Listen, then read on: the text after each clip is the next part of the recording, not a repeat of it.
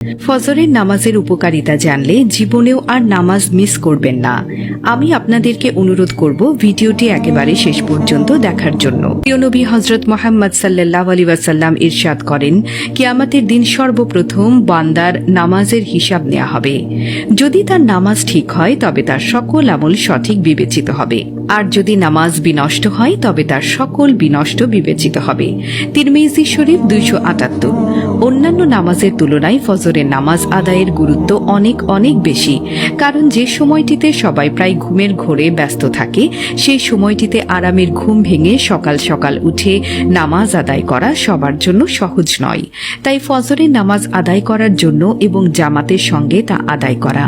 প্রিয় নবী সাল্লাল্লাহু আলাইহি ওয়াসাল্লাম এই সম্পর্কে অনেক সাহাবীর কথা হাদিসে ঘোষণা করে গেছেন। 1 নাম্বার, জাহান্নাম থেকে মুক্তি এবং জান্নাত প্রাপ্তির সুসংবাদ। সুবহানাল্লাহ।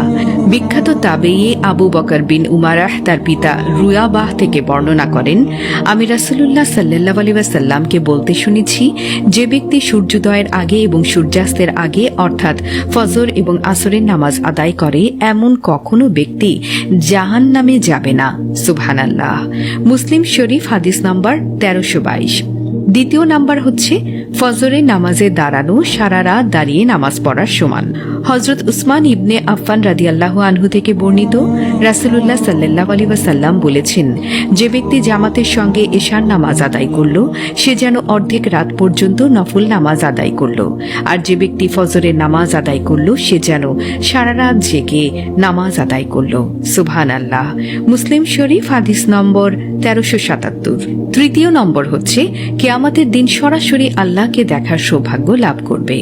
রাসূল সাল্লাল্লাহু আলাইহি ওয়াসাল্লাম বলেন, যে ব্যক্তি তার আরামের ঘুম ভেঙে তার ফজরের নামাজ পড়বে, সে ব্যক্তি কিয়ামতের দিন আল্লাহর দিদার লাভ করবে।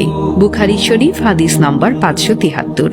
এটি হলো বান্দার জন্য সর্বোত্তম পুরস্কার।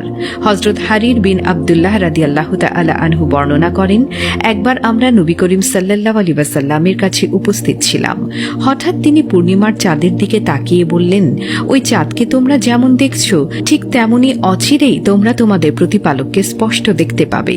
তাকে দেখতে তোমার কোনো ভিড়ের সম্মুখীন হবে না।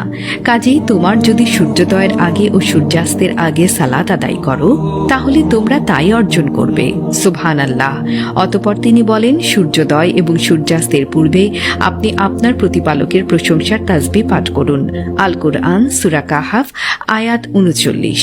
4 নম্বর হচ্ছে ফজরের নামাজ কিয়ামতের দিন নূর হয়ে দেখা দিবে।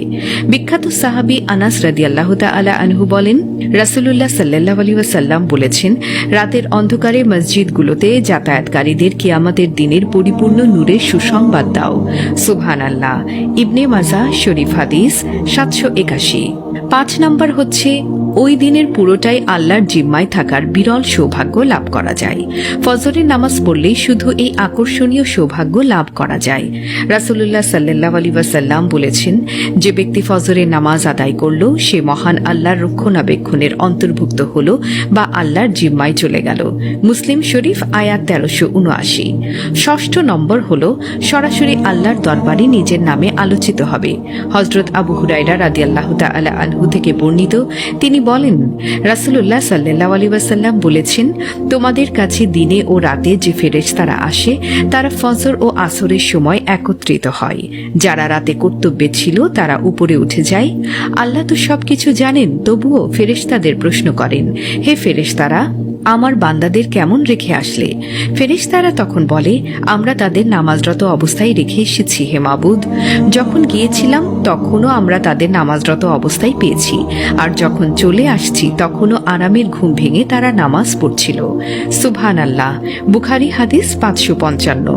7 নম্বর হচ্ছে পরিপূর্ণ এক হজ এবং ওমরা সোয়াব পাওয়া যায় যদি কোনো ব্যক্তি সূর্য ওঠা পর্যন্ত আল্লাহর জিকিরে শামিল থাকে।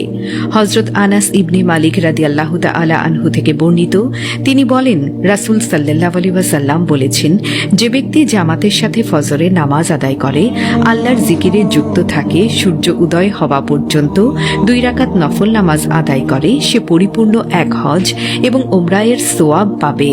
পরিপূর্ণ শব্দটি তিনি 3 বার বলেছেন, এর গুরুত্ব আমাদের বোঝানোর জন্য। সুবহানাল্লাহ। সুনানে তিরমিজি হাদিস 586। 8 নম্বর হলো দুনিয়া আখিরাতের সেরা বস্তু হলো অর্জিত হয়ে যাবে।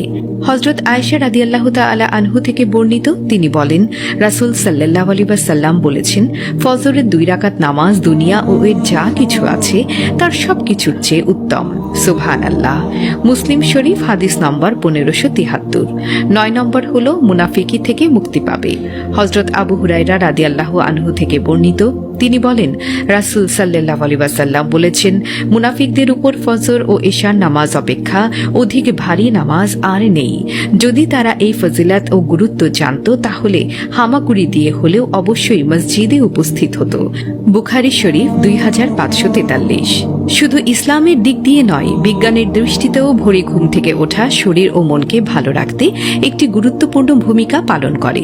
সকালে ঘুম থেকে উঠলে তাদের সারাদিন ভালো ও সুন্দর কাটে, কর্মক্ষেত্রেও সফল হওয়া যায়, ব্রেইন ভালো থাকে, অনেক রোগ থেকে মুক্তি পাওয়া যায়, মানসিক চাপ থেকে মুক্তি সহ আর অনেকভাবে সফল হওয়া যায়, চেহারায় নূর ভেসে ওঠে। শুধু প্রয়োজন যখন আকাশ বিকট অন্ধকার থাকে, সেই অন্ধকার থাকতেই ঘুম থেকে উঠে মসজিদে গমন করা এবং ফজরের জন্য অপেক্ষা করা। এটি যে শারীরিক কত সুস্থতা এবং মানসিক চাপ মুক্তির কারণ তা আমরা অনেকেই জানি না। আল্লাহ তাআলা সকল মুসলিম উম্মাহকে জামাতের সাথে ফজরের নামাজ সহ 5 ওয়াক্ত নামাজ আদায় করার তৌফিক দান করুন। আমিন। প্রিয় দর্শক, জানার স্বার্থে, দাওয়াতি কাজের স্বার্থে ভিডিওটি অবশ্যই শেয়ার করে ছড়িয়ে দিন। হতে পারে আপনার একটি শেয়ারে বহু মানুষ উপকৃত হবে ইনশাআল্লাহ। ভিডিওটি ভালো লাগলে অবশ্যই লাইক, কমেন্ট, শেয়ার এবং সাবস্ক্রাইব করবেন এবং আপনাদের যদি কোনো প্রশ্ন থাকে আমাদেরকে কমেন্ট করে জানাবেন। আমরা চেষ্টা করব আপনাদের প্রশ্নের সঠিক উত্তর দেওয়ার। দেখা হবে পরবর্তী ভিডিওতে। আল্লাহ হাফেজ।